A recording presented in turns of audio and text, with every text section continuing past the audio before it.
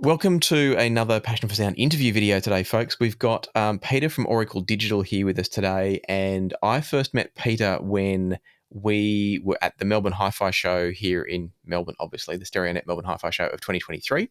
And what Peter was doing there, which caught my attention, was 3D ear scans for earplugs, custom IEMs, and possibly other things that I don't even know about yet. And so I wanted to get Peter on here to talk to us about this 3D scanning technology, how it differs from, other than the obvious, how it differs from the old kind of having goop shoved in your ear by an audiologist technologies, and just kind of understand more about this. So, Peter, welcome to the video or the interview. And did you want to tell us anything else about the sort of the general overview of 3D scanning technology? Maybe we'll just kick off with our first question, which was like, what is different about the 3D scanning technology? Give people a bit of an introduction if you're happy to. Sure, thank you. And thank you for having me, Lachlan. I really appreciate it. It was fantastic meeting you down in Melbourne, and it's been really great watching your channel as well. Having a bit of an audiophile background, it's exciting to not only commune with someone else in the audio community, in the audiophile community, but share about something that what I would have described wasn't necessarily a passion for me to begin with, but has turned into something that was driven out of curiosity. But I now have a business centered around this, and it has become a bit of a passion for me because I think it's the best way to represent something custom, that if you have to put something in your ear. So traditionally with impressions, or to get anything custom shaped for your ear, it all started with very similar concepts as dentistry. If you go to a dentist or an audiologist, they'll prepare some material to place in the cavities or crevices that they're trying to observe and craft things from. So that impression material is usually prepared in a putty-like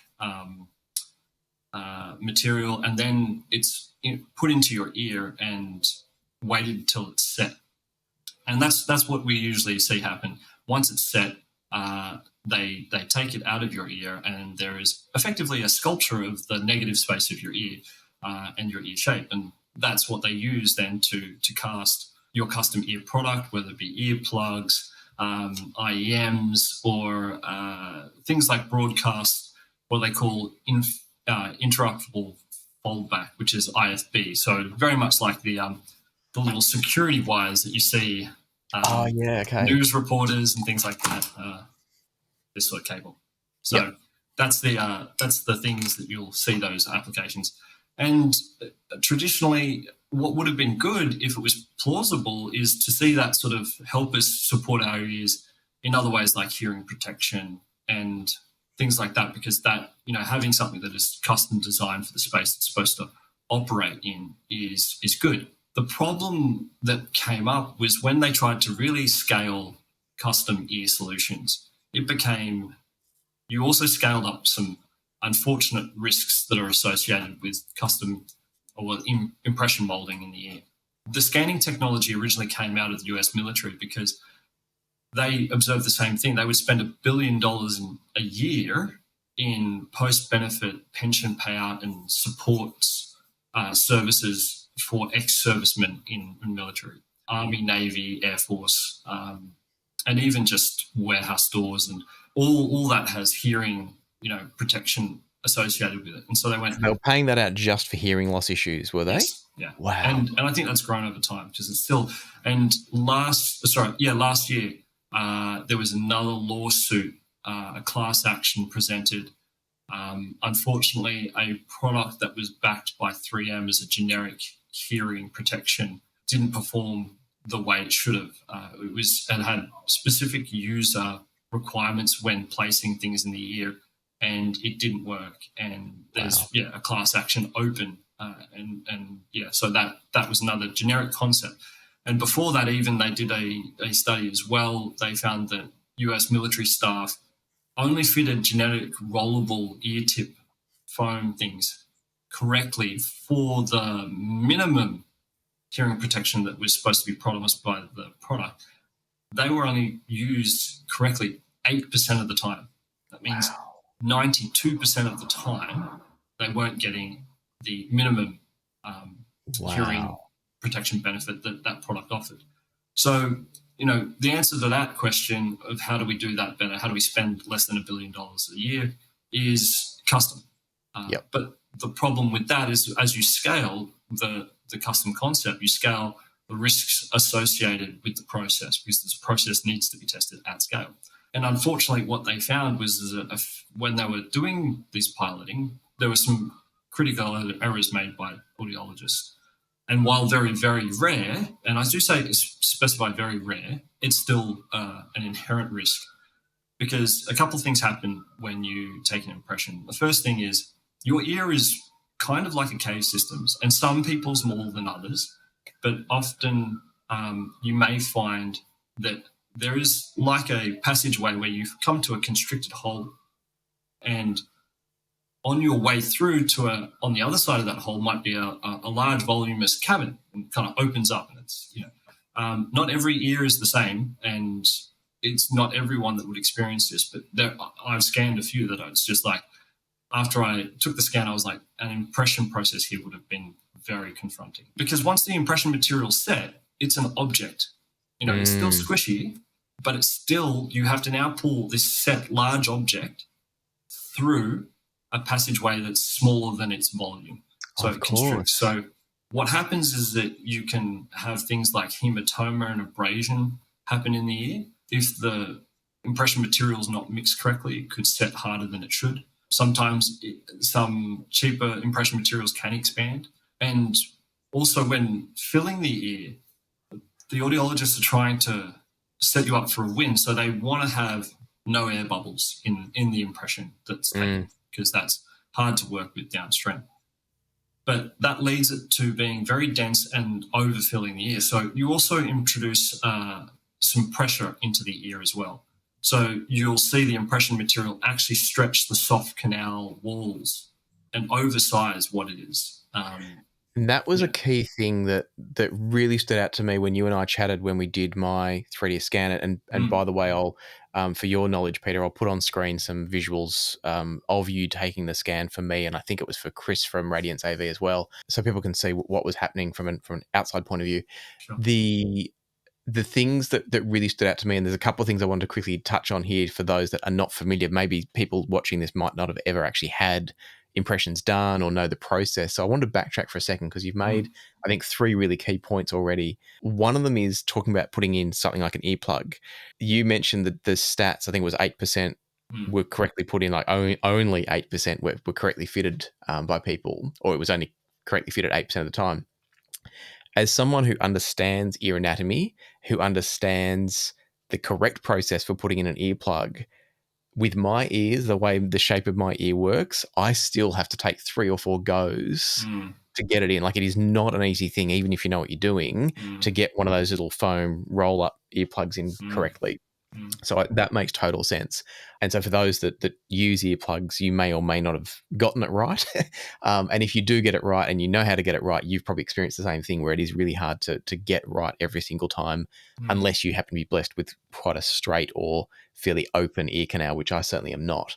The next thing that you mentioned, which I wanted to quickly touch on, was the process of getting impressions. For anyone that's never done it before, what happens? Peter mentioned mixing up some materials. It's kind of like it's a 2-part compound that they mix together, and then they literally have to syringe it, like squeeze it into your ear. And so they want to put the nozzle in and then gradually pull back the nozzle as this stuff goes in your ear. And the thing that was really key to me, as you and I talked, Peter, was that idea that because they're pumping this stuff into your ear, and because they're trying to avoid air bubbles, as you said, the idea that it is actually going to expand the soft tissues and push out the soft tissues up against the cartilage within the ear and the bone, I guess, if it goes deep enough. The fact that that's actually distorting the shape of the ear canal, I'd never thought about till you and I spoke. And without giving the game away too much, because I'm going to do a separate video on this second part, I've noticed the IEMs that I got back from for audio based on the scans that you did for me, Peter, they fit better than any of the previous customs I've had. I've had 2 other customs done, and they were both the traditional ear goop method. One of them fits better than the other, but both of them are a bit dicey, and it's because there's obviously been certain parts where the canal has been just distorted a little bit, and so I get little breaks of air where if I put it in just not quite the right way, or I move my head the wrong way, I get a break in the seal. So straight away, sorry to jump in and take such a long spiel there, but the thing I really wanted to point out was that distortion of the ear canal really seems to make a difference based on what I'm experiencing. Yeah, and that's really sort of the next part in the chain that's difficult. And I'll just touch on one other part of what's risky about an impression. And please, I'm not saying these things to fearmonger. Most audiologists are highly qualified, well trained, and very good at what they do. So the chances that this will happen is very minimal. But there are real cases on the extreme, as you have with any spectrum of plausible outcome. Yeah, and everyone's ear is a different shape too. So it's, as you said before, if you happen to have one of those ears with the cavity on the inside, there's nothing the audiologist can do to fix. Well, not that there's anything wrong with the ear anatomy, but they can't change the ear anatomy first. So that makes sense. No. But even audiologists, and on my website there is a link to a quote from a study or from an article written by an audiologist journalist that said outright that impressions are the riskiest thing they do. Really? It is. They admit that the chances that something could go wrong makes it the most risky procedure that they have to handle as audiologists in their most nominal practices. So it's not just a hearsay or a conjecture. The truth of it is a real truth to it that the audiology community acknowledge. The next part is also as you create that plug, you also seal the ear pretty much completely. And what that does, it creates a pressure chamber in your ear. And so what has to be done very carefully is to break that pressure seal. Because just like any suction, like a toilet plunger, if you put that against the wall and pull on it, and, if the pressure seal is not broken, the force that you pull on that will pull part of a drywall off if given enough force and the seal's good. So they have to ensure that they break that pressure, because effectively when they go to remove that impression material, that pressure seal exists, and on the other side of that pressure seal is your eardrum. So as they're pulling, they have to be careful because they need to break that seal so that they are not directly pulling on your eardrum. And this is where unintentional perforation can occur. And, it's a real risk. The last risk, which is documented and is a very real risk, is before they put the impression material in your ear, they put what they call an auto block, which is usually a cotton material that they put as far in as they can, because what they want to do is make sure that they get deep enough to get a good measurement of your ear. But to do that, they want to protect your eardrum. It's important. They don't want that impression material. They don't want anything touching your eardrum that doesn't absolutely necessarily have to do that. So usually they put a soft cotton-like material there to protect the eardrum. But unfortunately, what can happen is what's called blow-by, where the impression material does manage to leak past that auto block. And once it's past that, they have no idea how deep and far it's gone and what it's connected to and what it may or may not have actually adhered to. It may not actually stick to the eardrum if it makes, but they don't know. And usually what happens in the process, once it's in your ear, it's very invasive, but because we just don't touch in our ears very often at all. So immediately having something in your ear that deep is fairly imposing. But the next part is in that process of pulling out. Most audiologists are pretty good at understanding what they need to do right, but there is always a chance, because they have no line of sight of how deep, how far that's gone until they've pulled out and gone, oh, I can see that, I can see how far that's gone and what that looks like. And, in a really extreme, very, very, very rare times, bits of the ear can come out that shouldn't come out. Wow. And I won't say anything really more than that because it can, it's a bit full on, but it's, that's in your profound problems. And that's where if an organization wants to provide better hearing protection and solutions through custom, scaling up that process to say, well, usually it's only someone who does this every now and again. A lot of the time you walk into an audiologist and say, I want to get a custom in-ear.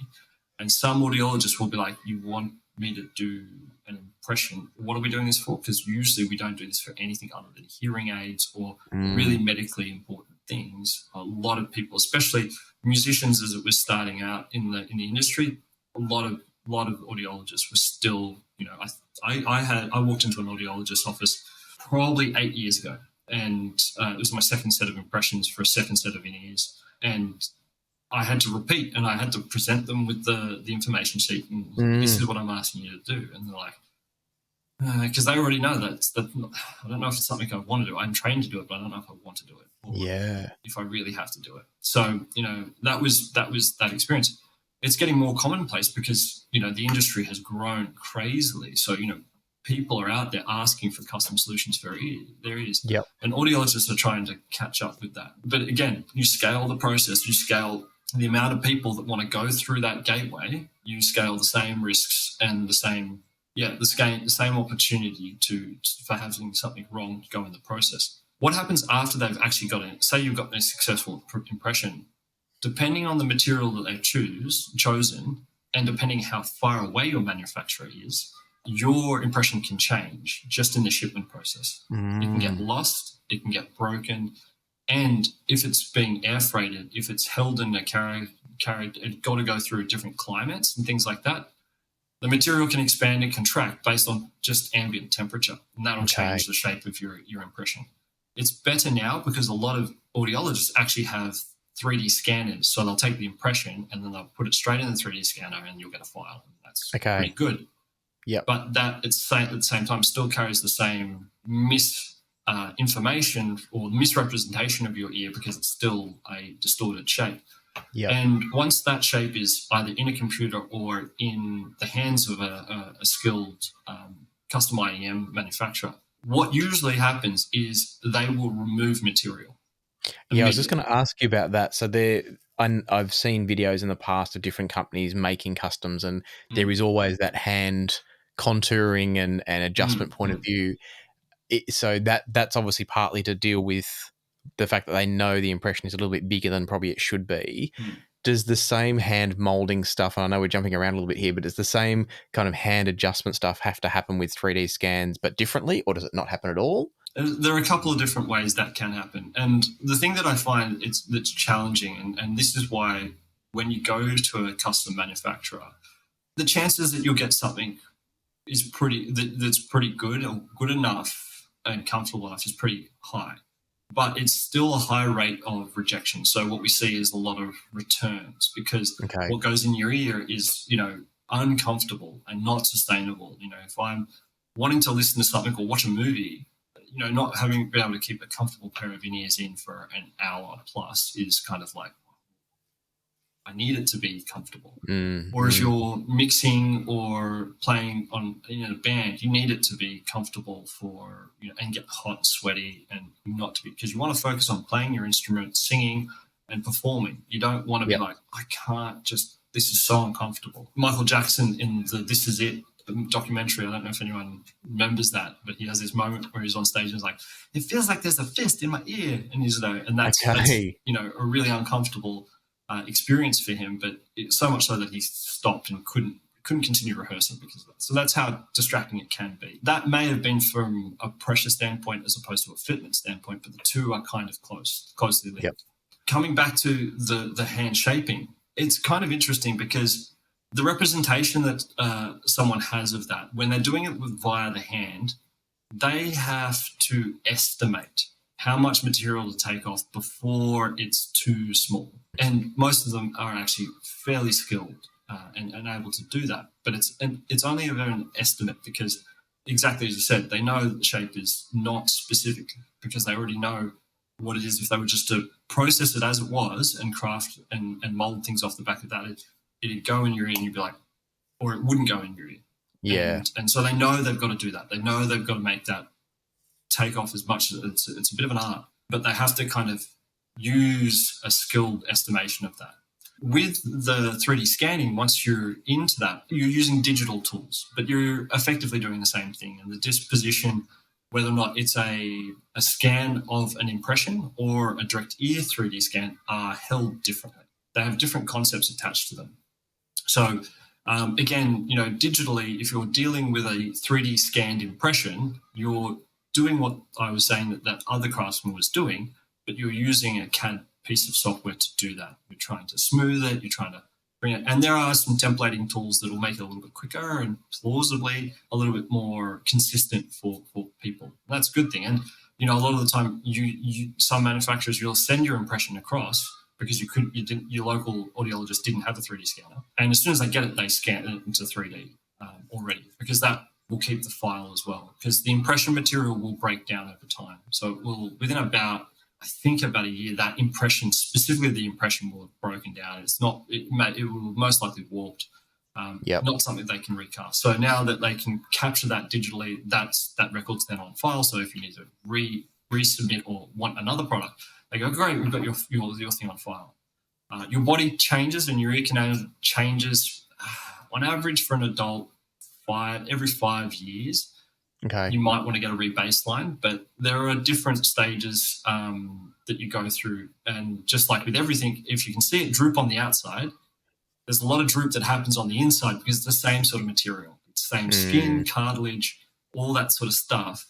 We don't see it as much, but the ear changes from that standpoint. Yeah. So what the advantages of coming back to a 3D scan, a direct ear 3D scan or a eFit scan, is it records your ear not under pressure.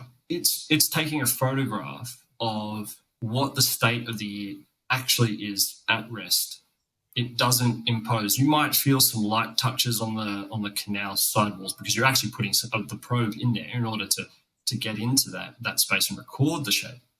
But the artifacts that are generated by that are very small. And so in the post-process of an ear scan, I might take the time to just smooth that out. So they almost look like a pimple. And it's very obviously that's not clearly something that would be in the ear because everything else I'm seeing is nice and smooth. So it's very easy to spot those. And they're very minor. So, we're talking in the order of like a couple of microns of difference. Okay. But, it's very easy to do. But you also have to work through the sizing because it's such an accurate portrayal of your ear.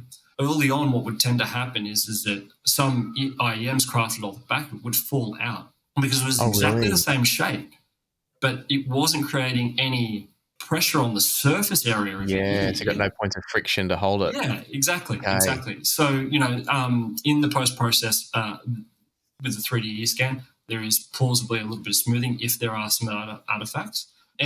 Or before it goes on to a manufacturer, it might get scaled up slightly in order to make sure that you don't get something come back and it immediately fall out. And this is what's happened with your file as well, and everyone that comes through an Auricle Digital process. So working with the manufacturers, I sort of stand as a bit of an intermediary. So that's a little bit of an additional part of my services where I'm trying to make sure that the chances that you're going to get something that you don't have to send back is much higher. If a manufacturer sort of looks at the scan and kind of goes, oh, that's a bit odd, or we think there's something here, or it's not deep enough, for the cheapest cheapest version of my scan, they might send me an email and say, hey, look, we want to see this again from a different perspective. And I'll contact you and we'll organize another appointment and I'll scan you again. Not on top of, it'll be absorbed within the cost of the scan itself. Yep. So you won't pay any extra. And, we get that across them until their standards are met. Manufacturers and the partners that we work with have good standards. They want to make sure that they don't have any interest in trying to redo things. So costs them too, doesn't it? Yeah, and they don't want, it costs time and money, and it just all eats into the profitability and viability of any business. So we want to reduce the chances of that happening. Because all my work is digital, we're working via email. Those scans are able to be worked on. There's not a shipment time between, moving a physical package or impression. There's no distortion because of ambient temperature changes or things like that. So that's one of the one of the best advantages is how logistically quick and much easier it is to work with those things. Yeah. So it's a pretty compelling, so far at least, we'll see. It's a pretty compelling offering. And I mean, I'd even add to it. So you've mentioned obviously the physical risks, the some of the variabilities of the forcing out of the soft tissues, potential getting bubbles in there, the molds expanding, contracting in freight. On top of that, if for anyone that's had this done, you'll know, and for anyone that hasn't, believe me, it's not comfortable having it done. There's also the challenge of having to sit really still for, I think it's about 5 minutes while the stuff sets up. Whereas when you and I did ours, and we were kind of talking a bit you were talking to me about it because I was interested to know. I couldn't talk because you were doing my scan. But the whole point is the ear canal has to stay still. You can't be moving your face. You can't be tilting your head, turning your head, laughing, talking, etc. And so you were talking to me, and the whole process, even with you telling me all about this, I think took about 5 minutes in total, not to do the actual impression and then have me sit still for 5 minutes and then have to remove it. So there's all sorts of benefits here in terms of the comfort, the less risk, seemingly the greater accuracy, and the fact that once that mold is, or that 3D impression is taken, that's it. It's done forever. Or the 3D scan, I should say, it's done forever until your ears change. What are the drawbacks? Primarily cost at the moment, but even that's not necessarily a real detractor, depending on what version of the scan. So my pricing sits at $250 for a single manufacturer scan. And this is Australian dollars for those watching elsewhere? Yeah. Yep. So what that means is that you and I will meet, I will scan you, and I will have that file. You'll pay me for that. Then you'll send me the order number of your manufacturer. So they'll give you an order number. And then I email the manufacturer that file. It goes to your manufacturer with the order number attached. And what that means is that I'm attached to that order. So the fitment part of the process is accountable to me. If, as I said before, if they don't like it, if they want something different, if they need something different, you won't pay again another $250 to go again. I'll just get you back in and we'll rescan you to make sure that they do get that, because you've already invested your money with me. And that's important. We want to make sure we get it right. But even in the impression appointment, even in the scanning appointment that we do, I will take my time to redo ears if I need to. Ideally not, and if I was overly commercially opportunistic, I'd be kind of putting people through the process as quickly as possible so I can, raise the amount of appointments I can have in a day. But to be realistic, that process means that I'm going to most likely have to re-scan a bunch of people on another day. So there's no value in that. Whether it be a difficult ear, a less than ideal scanning environment, whatever it might be, once I scan you, I'll sit there and QA the scan in front of you and for me. And I'll double check and make sure what are the likelihoods, because if I take a good scan, the chances I'm going to have to do much to the post-processing of that scan is very little.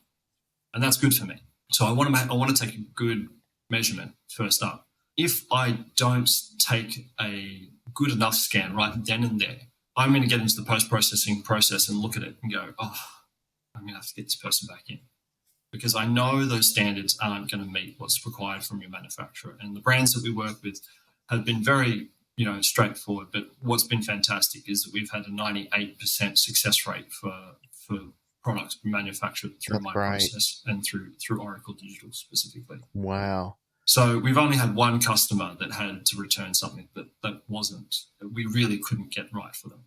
And that's just what that was. And that was the reshelling of a generic into a custom.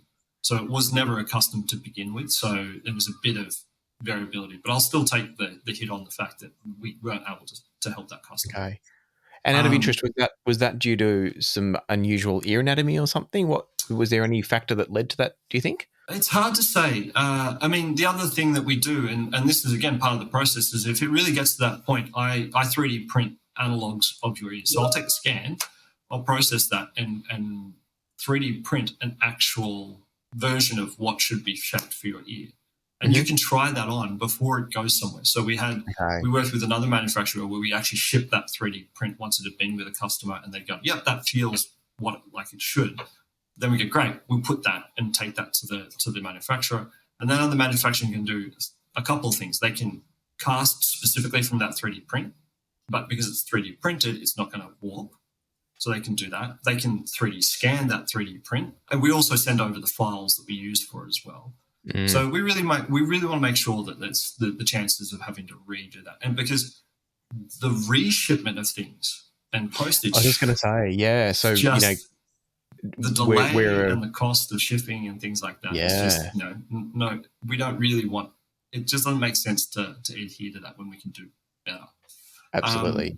So, that's been a good thing where we did that for the customer. So I couldn't tell you explicitly for that one person what it was, because I did some 3D prints for him as well, and he was like, yeah, that was great. And we shipped them over to that manufacturer, and still what came back wasn't acceptable for the customer. But it was a very rare case. Every product since, the customers put in their ears and gone, yep, this I'm very happy with this. Yeah. And I probably should jump in for those. Sorry, Peter, for those who haven't been through the process of getting customs done before, I don't want people to think that there's this risk that you're going to get, a bad experience or anything, because the reality of it is there is a human element to the shaping of the IEMs, and whether you're getting what I call a traditional impression or a 3D scan, the same issues potentially can occur. So that's the reality of the situation. The benefit, as you just said, though, is that if it's a 3D scan, you're not having to wait for that shipment to go all the way over. Like if you're in Australia, like we are, you're not having to wait for that shipment to go all the way to, say, the US or Europe or somewhere to be looked at, before to be created, to be sent back, for you to put it in, for you to go, oh, this isn't right, to go and get another impression, to then ship that. It can happen in both directions, and the 3D scanning process shortens so much of that because, like you said, there's no freight. It's much quicker. And the other thing I wanted to point out from a cost point of view, it's been a long time since I had impressions done. I think my last traditional impressions for customs would have been at least 3 or 4 years ago. I would say the cost for it is going to come in around about half of what you're charging. Like it's going to be close to $100-ish, I would have thought, Australian. On average, I've seen anywhere from $80 Australian through to $150 Australian. That's the range that I've seen. When connected, and this is where we're sort of doing things a bit differently, is because if you do this outside of with just an audible audiologist who's never dealt with this before, if you have to walk back in their office and ask them for another impression, they will charge you again. Absolutely. Almost immediately, you'll if you have to redo something. And I had one customer come to me who had already had 3 sets of impressions from 3 different audiologists and been rejected 3 times. Wow. And, that's 3 times getting your impression, shipping them to a manufacturer, and the manufacturer saying, sorry, but no. Okay, go to another audiologist, pay again, get new impressions, send them across, wait for that time for the no. And a 3rd time, and they finally got to me, and then they didn't have to. Sorry, can I ask, because I know others will want to know this as well, was there an anatomical issue making the impressions hard for that person? Not that I saw. Okay, wow.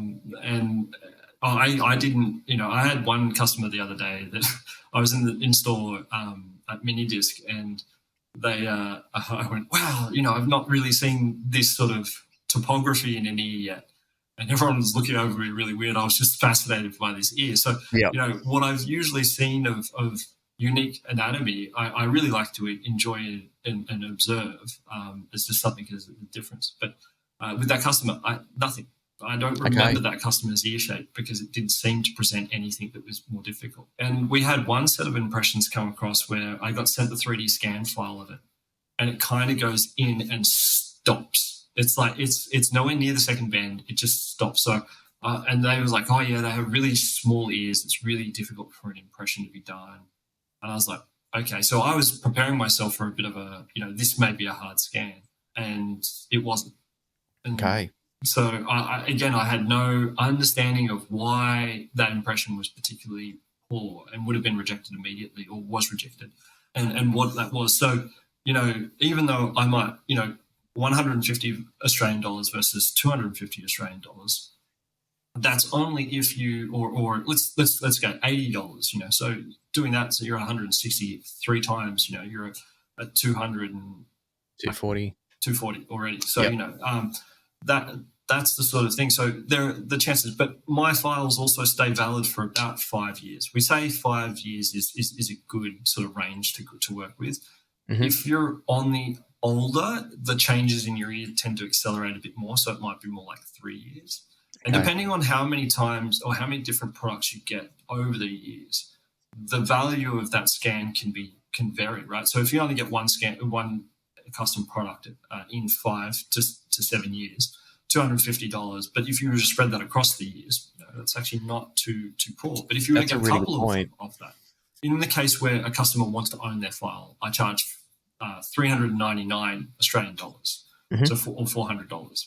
But that's the likelihood you may actually be going, oh, well, I want to get a pair of Fur Audio 64s, some Ultimates, maybe some Empire ears as well. That might be what you want, but not only paying for that, it means you've got that file to just hand out to any of the manufacturers. You're good to go. You don't actually have to go make another appointment. You don't have to go through the process again. You don't have to re-expose yourselves to those potential risks. Even though very small, statistically, though, each time you go and do that is slightly higher chance that you may encounter a complication. You don't experience that. I mean, the 3D scan doesn't seal your ear. So there's no pressure chamber ever created. So we don't, the probe tip is smaller than a Q-tip or a cotton bud. So the chances that we're going to really affect the anatomy of your ears is insignificant. You'd have to be maliciously trying to do something in order to injure someone with that. So not only do we remove the traditional risks, there are extra safety measures in place. So you saw the video otoscope live feed that's helping guide me through and make sure I'm not going to hit critical part of your anatomy. But then there's also a depth gauge that uses the range of average depths to the canal from an outer ear. It's an average, so it's not 100% accurate, but the safety buffer that it presents, because it'll say on the graph, it's kind of like you've got about this much of graph. So here's the opening, here is there's the chances you're going to hit an eardrum is very high. The scan safety area cuts off just before halfway. Way early. Yeah, that's it. So once you're at that point, you're like, okay, we've gotten as deep as we need to. Any further here is maybe a bit of a bonus. Maybe in the most rare case might be valid for some medical observation, which we don't use our machine for. But there's no reason to be going any further into that almost zone, if not any further. So we know to help the operator, we know we want to help them stay well clear of critical anatomy, because you come to help support your ears. If we do the wrong thing, we don't want to send you back the other way. We don't want to replicate the same mistakes that impression does. And you come to me going, I want my ears to be supported. Oh, well, we've just done damage. So we really don't want to do that. But because those safety measures are so high now, it doesn't require medical grade training to operate the machinery, just certification that we administer and make sure that the people are safe to operate the machinery in the best way possible. So just to jump in for a second, if I can, Peter, for those that want to see more of that safety thing, the depth gauge that you spoke about and the general process and what you as the operator see inside the ear, I'll put all of that in my next video. So the one where I talk about the Fur Audio customs that I've had made as a result of your scan, I'll do a bit of a preamble in that video about the process of sitting down, having it done. So anyone that wants to see specifically what you see as you do it and see the process done, understand the process, all that detail will be in the next video. So probably, good old hit the subscribe button and comment here. Hit the subscribe button and ring the notification bell if you want to see that one, because I'll put all of that in the next video so people can see it, as well as now having heard your explanation. And while I've interrupted you, there were two things that stood out from what you were saying a minute ago. When you talked about you can sell the file, like give the file to the person to own, you mentioned that would be if they wanted to then, say, buy 4 different IEMs from 4 different companies. Can they leave the file with you and still buy multiple IEMs and then just connect you with the order numbers? or is Yeah, okay? if they want, Okay. I'll always be available for products. I'm basically manufacturing the scan file, right? So Yep. it's as good as if you expect accountability to your IEM manufacturer for the product that goes in your ear, you should be reasonably able to expect the same sort of accountability for the people Yep. charged with So the fitment of that. yeah, so people don't have to buy the file from you if they want, say, two IEMs. They don't have to buy the file. It's a choice to buy the file. There is if you were to the first scan file that you get that is used with a $250 scan, that scan can be used with one manufacturer, and it can be used with any Auricle Digital product as well for free. But if you go to let's say you get Ultimate Ears, and that's where you've done that, you've paid $300. If you want to now go to 64 audio, there is an extra charge of $149 for that submission to go to them.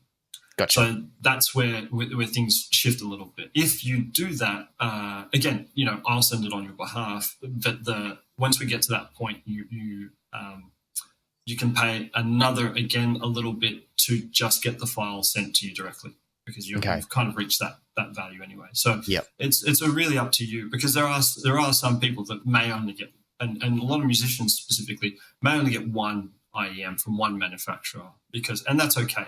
That validity of that file and the service with that is all included, whether it's $150 or $400.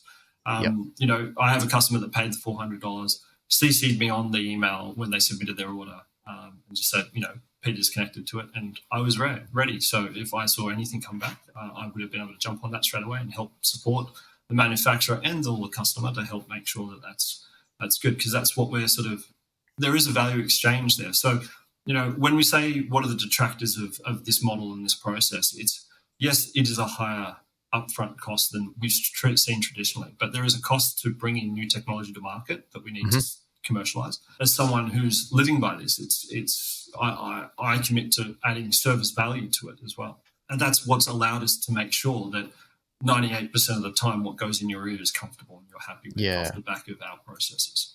And how much do you find you have to liaise? Sorry, how much do you find you have to liaise with the manufacturers after they get the file? What's the amount, do you reckon? Okay. Very, very little. It was as each manufacturer onboards with them. So we've sort of started. So Ultimate Ears have been doing this, and they had this technology for a long time. So they were already part of it. So they were completely fine.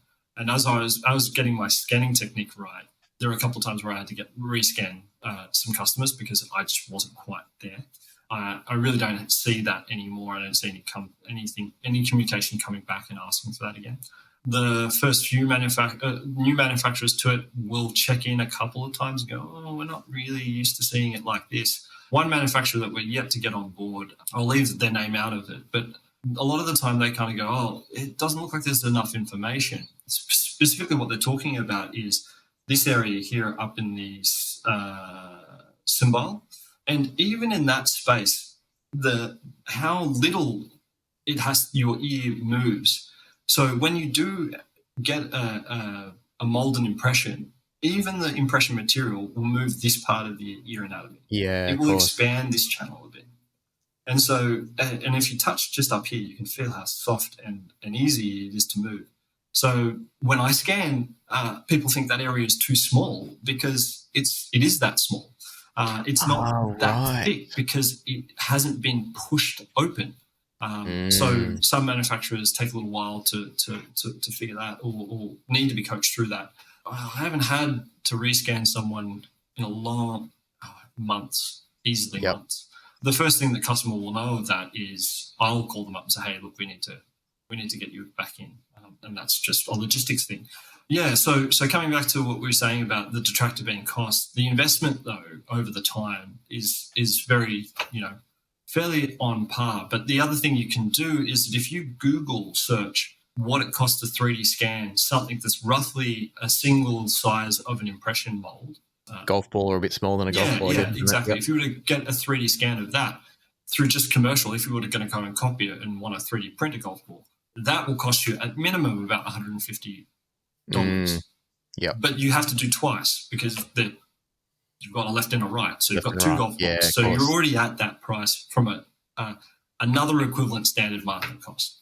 So, Yep. but in order for the technology to get out, it needs to be commercialized. And so that upfront cost is, yes, it's a thing. We try to make sure there's as much value there for it, but there needs to be that economy, or else the technology won't survive or scale, and it won't become more commonplace. And that's really what we want, is whether it's me or someone else that's doing this, I feel satisfaction. And this is where I kind of thought my curiosity and opportunity here in this space was what started me.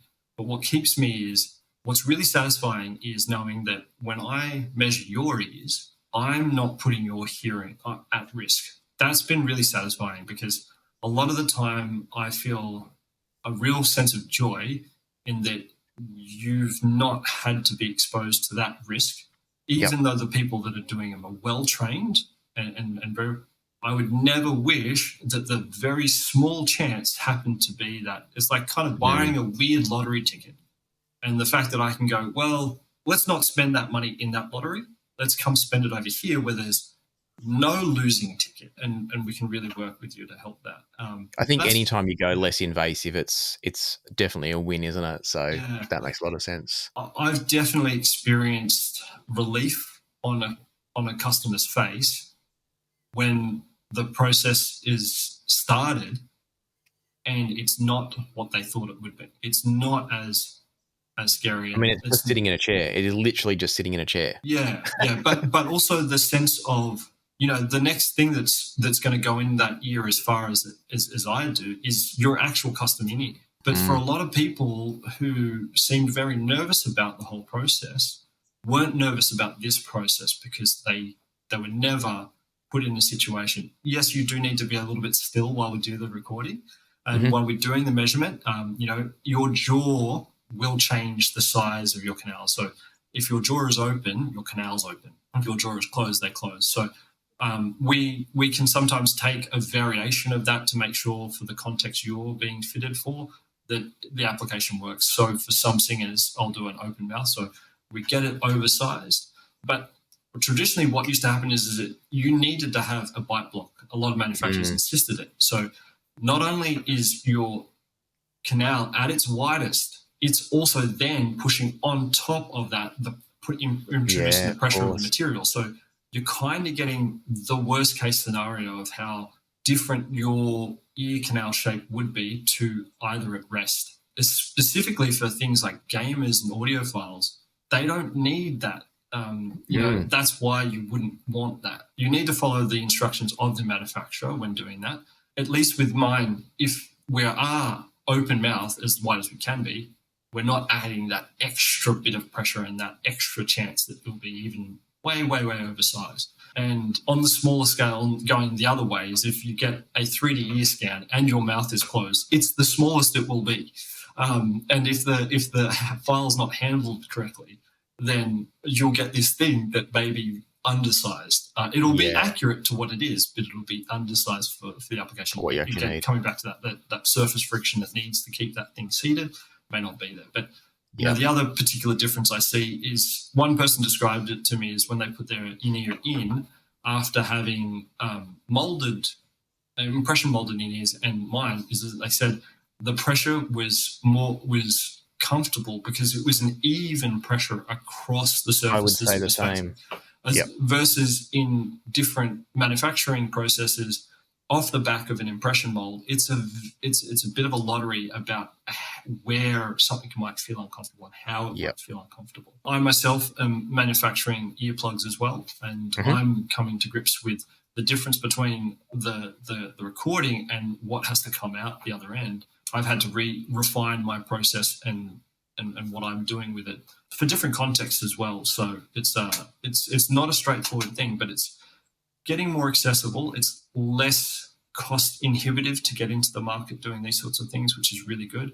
And some of the best manufacturers are leading the way in that way. Yeah, that's something I wanted to ask, and just sort of conscious of time here as well, a couple of things I wanted to make sure we got to. You've mentioned that some manufacturers are already on board. I think we've talked already about UE, so Ultimate Ears you mentioned, Fur Audio, obviously, because they've just done it for me, so I know they can do it. 64 Audio, I think, Empire Ears you mentioned. Yeah. Can any custom manufacturer accept these files? So if someone has a brand that they're really hell-bent on and it's not one of the ones we've just mentioned, can the 3D scan technically work for anybody given some of that coaching and back and forth you mentioned before? Yeah, and that's what I like. For instance, usually what happens is that I have an introduction. I'll go and find a manufacturer and say, I want to work with you, Chase, and things like that. But we had a customer do a pair of all-clear ears, and they'd never touched that sort of technology, or not that to my knowledge. They may have from different manufacturers, but from different places. But to my knowledge, they hadn't worked with this sort of file before. But they onboarded very quickly and very easily. There is a list of brands that I specifically that on my website I work with, but I also work with a company called Sounds. And there is this the Greek IEM? Yeah, I reviewed their Avant IEM. It's magic. Love it. Yeah. So that's exciting to work with them. There's a company that's more around hearing protections, ACS. They also do custom IEMs as well, and there's someone I refer people to if they want certified hearing protection. It's really, really good stuff. And there's one other company, a company called Big Ear in the States, who do things like, I worked with them doing an aviation over-mould for a Bose aviation headset. And so, people are starting to, and they're a, not a mass producer. They're sort of I would say actually, they're not quite the same as like an Ultimate is. But what we're seeing is more and more people are starting to be able to onboard with these concepts. They see the value in them, and the chances or the variables between your ear and your product are reduced by going through this. And we've seen valuable onboarding and production of those products. And all of those have been really fantastic to work with. So, what I hope to see is ideally, as we propagate this out and get it out into the community more, it won't become the exception who works with this. It'll become the standard. Going through a company such as yours, so Auricle Digital, that you're running, that will allow you to then work with any manufacturer you want, whether it's for custom earplugs like the ones that you make, whether it's for IEMs, the Bose over-mould, or the over-mould for the Bose headphones. Those are all available once you go to an independent company like yourself, is my understanding. Yeah. Whereas my understanding is that if you go to a brand that makes IEMs and they do the mold, that's the only place you're ever going to be able to get use of that 3D scan. Is that right? That's fine. Yeah. And that's you're sort of tied to that brand. Yeah, which is that's okay, and that's an opportunity. And to be honest, and I will hold myself accountable to my own words, the fact that even if you did that, I'd still be happy. I might not get your business, but I'd still be happy that you didn't expose yourself to a risky procedure. And across the globe, you just don't know what the quality of audiologist is. Our process foregoes, that your ear's never blocked. We do a little bit of an ear cleaning just to get rid of oils. Or what's good to do before you come for a scanning appointment is do a very light Q-tip. But if it comes out and it's very dark on the tip, you might want to go see an audiologist, because if it's very dark on the tip, the chances that you have either a lot of wax or a possible wax wall is a little bit more. But if it comes out and it's fairly light coloured and things like that, we'll be able to do most of the cleaning that we do. We never really have to worry about moving, we don't have to make the ear squeaky clean to do what we do, but we can't have a wax wall. That's the one thing that we can't do. If I get into your ear and I see a wax wall, I'm stopping, because if I can't see a way through that wall that's a clear space for me to go past, and I can see what's on the other side of that, if I see just a wax wall, I don't know how deep that is. So that wax wall could actually be fully almost connected to your eardrum. And so even if I press on a little bit, it's a bit of a risk. So that's the only process in which, if you come to see me, and I see a wax wall, I'll stop and just kind of go, okay, that's impacted wax. I don't know how deep it goes. So let's not try and risk it. Let's just, let's go off, get that addressed with an ENT or an audiologist, because they're very good at that and very good at their jobs. And, I will have to also say, I am not an audiologist. This is an area of commercial interest and expertise for me because that's what I do. I will not, claim any sort of medical experience when it comes to this. I'm not trying to say these things from a place of particular study or authority or qualification, to be fully transparent. And where this came from for me is I've been a front of house engineer for 25 years. So mixing a large church organisation in Sydney, the other one, not that other big one. About 15 years ago, I started doing monitors, and then monitors for in-ears, and I got my first set of IEMs about 9 years ago, customs, and that's when I started. And in 2016 is when I saw this come to market. I was like, oh, that's really interesting. But I just didn't see it. It hasn't propagated. It hasn't come out. So I was like, well, if no one else is going to try and push this forward, I may as well try and do that. And so that's where it's led us to today. And some of the exciting things that we hope to do this year, I'm getting a lot of interest. People will see this video and be like, oh, where can I see? And unless that was going to be my wrap-up piece. Where does this go?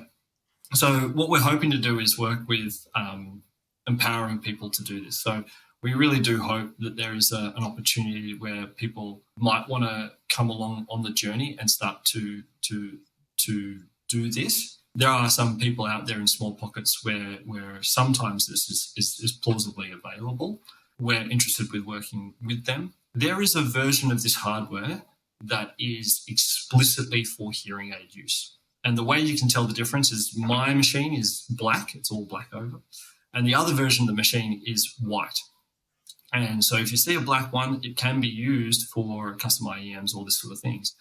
But the white version can only be used for hearing aid use. And that's from the manufacturer of the scanning. Yeah. That's they've rules, got some commercial arrangements that's why that is. So this is why, I've been watching some fantastic videos about people who are using the white version of the hardware and just understand how important it is to support people who require hearing aids and support them just as well as these concepts that we've been talking about today. While it's not there yet, we're hoping to partner with people commercially as well. So if you've got a real interest and curiosity, feel free to check out my website and send through an inquiry, or see if we can get in contact. And we're not just talking specifically Australia. We've got interest to try and help support this model moving out. And that's the way we kind of raise the bar together is, and I say that word together, that it's important for this to move forward. It's weirdly enough, and this might sound very salesy, but the truth of it is if we do this right and do this well, the chances that this technology can help save people from some risk in the places that they might need that support the best and aren't able to access this more expensive end of what it could be. One day, if this is propagated and becomes the norm, governments will be able to subsidise these concepts in order to offer, how can we provide a custom thing for someone who's under the age of 18 and not going to cost them the earth, but it's going to save them from the risk, but support their ears in a critical part of their development, which means that if we address that early, the chances they're going to need support and need more subsidization later on in life is plausibly less as well. Yeah. We haven't really talked about we did touch on it briefly, I think a couple of times. We just mentioned it as a side thing, the fact that this allows the manufacturing of products like your 3D scanned earplugs. So for people that want protection that can be, like I'd call it acoustically transparent, I guess, where you want to go to a concert, you want to hear the music, you want to enjoy the music, but you want it all attenuated to protect your hearing, those can do that, which a foam earplug can't. It's going to just muffle everything and mess up your frequency response in terms of your hearing frequency response. So that's another thing. And perhaps that's a separate conversation that we should get on and talk about, because I haven't dabbled enough in that space. I'm aware of them. I understand how they work, but I haven't played around with them. So for those that are wondering sort of where all that's going, that's really a great point, is that the ability to protect the hearing of people before it gets damaged is a massive, massive opportunity, and that this can really open that up for them. And as I said, I'm honest, I do have a commercial requirement here, but at the same time, I'm getting more and more excited about taking people out of the line of plausible risk and presenting them with a process to get the same, if not better, ideal situation without that risk. And I think that's my value proposition to the market. We'll see, if I'm still here in 6 months or a year, even if I was to fall off because someone else has gone, yeah, that's a great idea, we're going to do that on scale, fantastic. Then weirdly, kind of selfishly, morally, I feel like I still will have helped the community get to a place that's slightly better than where it is today. For me, that's the key thing around this, and I hope for your sake that it's you that carries it through and it builds with. But at the same time, I think the fact that it's through what you're doing, I believe it is starting to make it, and hopefully through this video and others, it's going to start making people aware of it, because I think it's that demand for it from the various communities, whether it's the ear protection community, whether it's the audiophile community, the musician community, the demand from those groups is what's going to end up growing this and hopefully growing it through you if you're able to scale up to meet the demand that's out there. So yeah, I'm excited about what it offers. I'm conscious of time, so I think we'll wrap up here, but I do wonder if it's worth coming back around and talking earplugs and other bits and pieces in the future, potentially, to see what else there is to consider. So, so Peter, thank you so much for your time on this. I think it's really fascinating. As I said, there'll be the follow-up video from me all about my experience getting the scans done and then turning those scans into the Fur Audio Radon 6s. And without giving away too much, it was great. So thanks for your time, and hopefully we'll have you on the channel again with more news and exciting things. Yeah, I'm excited. I'd be very happy to come back and chat more. And thank you as well for the opportunity to talk to your audience. That's it. Is, looking at things a little differently and transparently, I think is allowing people, and that's what I think I've really enjoyed communing with you on, is in that same way, is following the truth and curiosity of what it is, and not being too worried about, asking the questions, well, what if and how can we do a little bit better? Yeah, I think that's how we move together as a people, and that's kind of exciting from an opportunity. So thanks, Lachlan. My pleasure. Thanks, Peter.